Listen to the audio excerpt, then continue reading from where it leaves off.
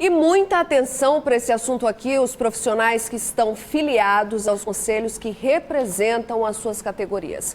Com a justificativa de reduzir a burocracia e estimular a economia, o governo federal enviou à Câmara Federal a PEC 108, que trata sobre o fim da obrigatoriedade de filiação dos profissionais aos seus respectivos conselhos e também traz outras alterações.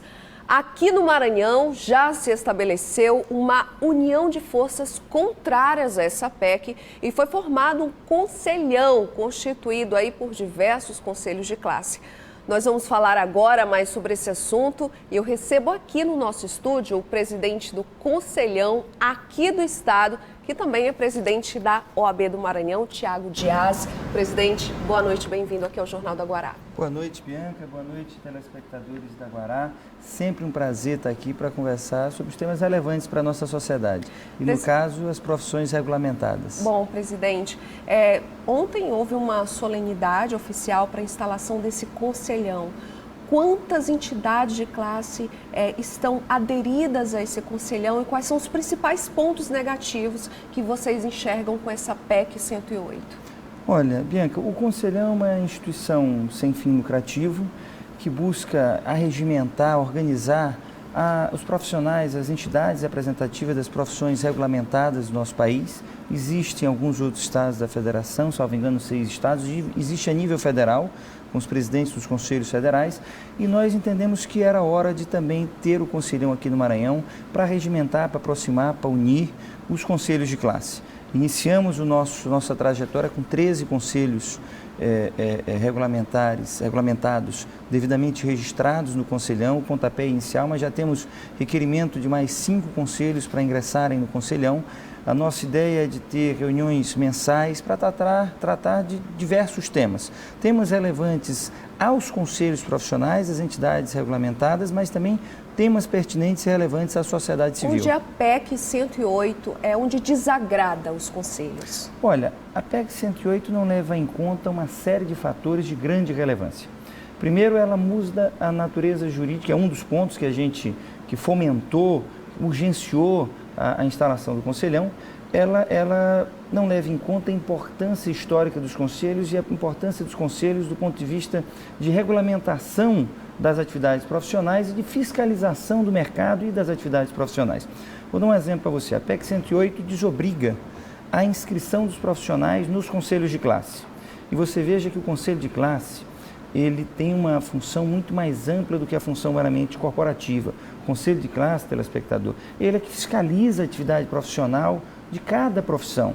Um exemplo é o CREA, que fiscaliza as obras que são feitas no nosso estado.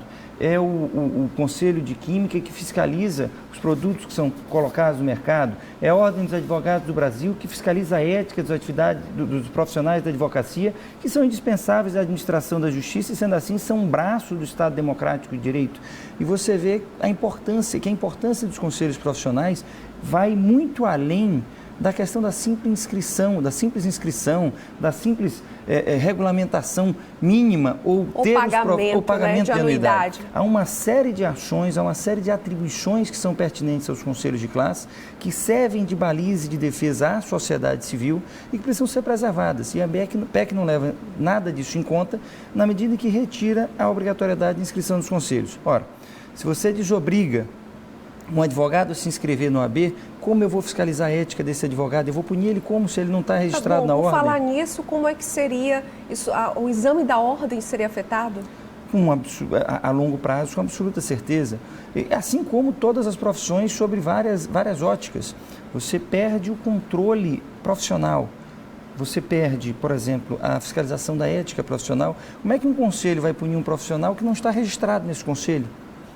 Como é que o conselho vai fiscalizar a atividade profissional, meio e fim de cada advogado, seria de cada uma profissional? Dessas propostas dessa PEC 108, que é transformar o conselho em uma entidade privada, de direito privado? Exato. Ela visa transformar os conselhos em entidades meramente privadas, sem levar em conta todo esse outro aspecto esse espectro de funções, de atividades do Conselho, sem levar em conta que o Conselho tem uma função, os conselhos têm funções sociais muito representativas, muito bem balizadas nos textos legais que constituem cada conselho, e sem levar em conta, sobretudo, o histórico de contribuição à cidadania, à federação e ao Estado Democrático de Direito que cada conselho tem feito. Presidente, a justificativa do governo federal com essa PEC 108 é desburocratizar, fomentar a economia.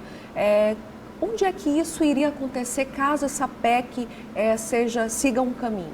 É uma pergunta essencial que eu realmente não consigo saber onde acreditam que a retirada da inscrição dos conselhos de classe, a retirada da fiscalização e da regulamentação das profissões, a retirada do cuidado mínimo com a sociedade, acima de tudo, do cuidado mínimo com os valores importantes, vão fomentar a economia. Pelo contrário, eu acho que isso gera um caos no sistema econômico e que prejudica a todos. Presidente, eu já li em alguns outros locais que alguns movimentos que são também contrários à PEC 108, de que isso seria uma tentativa do governo federal de afetar, para não usar o termo, atacar a OAB no país, porque nós sabemos aí de alguns impasses desde o início do governo. O senhor acha que isso tem algum fundamento? Olha, eu acho que o país passa, o que é muito grave, por um momento, e não é de agora, faço questão de frisar isso, que vem de alguns anos para cá, de busca de enfraquecimento das instituições civis representativas. Você viu isso com os sindicatos, você tem visto isso com os colegiados, você tem visto isso com os conselhos de classe agora.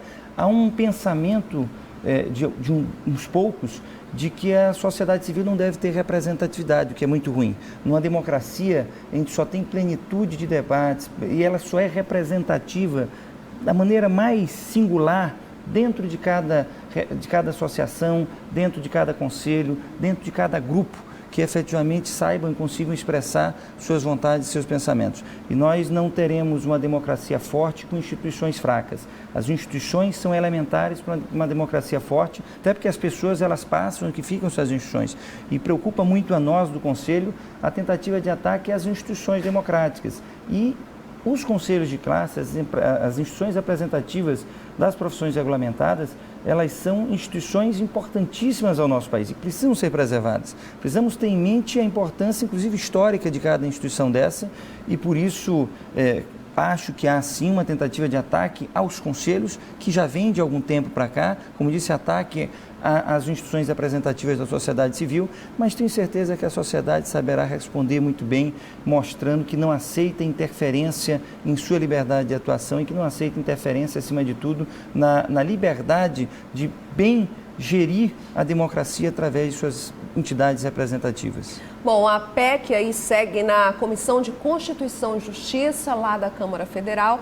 Nós falamos aqui com o novo presidente do Conselhão, que reúne aí diversos conselhos de classe que uniram forças contra essa PEC 108, que também é presidente da OAB do Maranhão, Tiago Dias. Eu gostaria de agradecer a sua presença aqui e nós vamos continuar acompanhando esse assunto. Eu que agradeço, Bianca. Quero agradecer também a todas as instituições de classe que me escolheram como representante do Conselhão. Tenho dito que estarei como presidente, na verdade, como porta-voz de todos os presidentes de conselho, de todos os profissionais liberais regulamentados do nosso Estado, e dizer que o Conselhão estará a serviço da sociedade civil.